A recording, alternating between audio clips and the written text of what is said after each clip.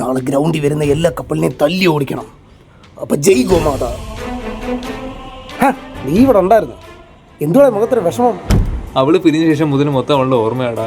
പോരാത്തതിന് നാളെ വാലന്റൈൻസ് ഡേയും കൂടെ. കൊച്ചു പിള്ളേർ തൊട്ട് വയസ്സന്മാർ വരെ നാളെ കപ്പിൾ തൊട്ട് വന്നിരിക്കും. എനിക്ക് അതൊന്നും കാണാനുള്ള ത്രാണിയില്ല. അതാണോ പ്രശ്നം? അതിനൊരു പരിഹാരമുണ്ട്. നിനക്ക് ഞാനൊരു കുറുവടി അങ്ങ് തരാം. നാളെ പാടത്തും പറമ്പത്തും പാണയിലിരിക്കുന്ന എല്ലാ കപ്പലിൻ്റെ പുറം അടിച്ചങ്ങ് പൊളിക്കണം. ചേത്തറിക്കും. നിനക്കെന്താ വയ്യേ? നിനക്കൊരു സഹായം എന്ന് വെച്ച് പറഞ്ഞേ.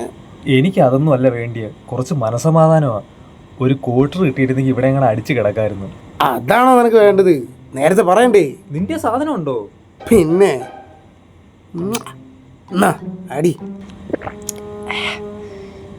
ഇതിനെന്തോ ഒരു വൃത്തിയായിട്ട ടേസ്റ്റ്. ശരിക്കും എന്താ സാധനം ഇത്? ഗോമൂത്രത്തിൽ ചാണകം മിക്സ് ചെയ്തതാ. ചേത്തറിക്കും.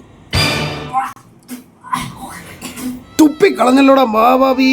ഓ, ഫ്രഷ് മൂത്രം വേണമെന്ന് പറഞ്ഞോണ്ട് അമ്പടി പശുവിന്റെ തൊഴുത്തിൽ വെളുപ്പാകാലത്തെ പോയി കളക്ട് ചെയ്തെടുത്തോണ്ട സാധനമാണ് അത്. കുഴപ്പമൊന്നുമില്ലല്ലോ. സ്വയംഭ സാധനം.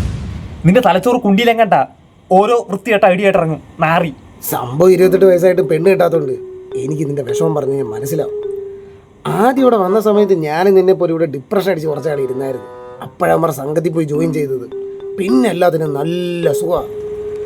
നമുക്ക് കിട്ടാത്തത് മറ്റാർക്കും കിട്ടണ്ടെന്നുള്ള നയമാണ് നമ്മുടെ സംഘത്തിൻ്റെത്. അതുകൊണ്ട് നാളെ കപ്പിളായിട്ട് പുറത്തിറങ്ങിയ എല്ലാവരുടെയും പുറം നമ്മൾ അടിച്ചു പൊട്ടിക്കും.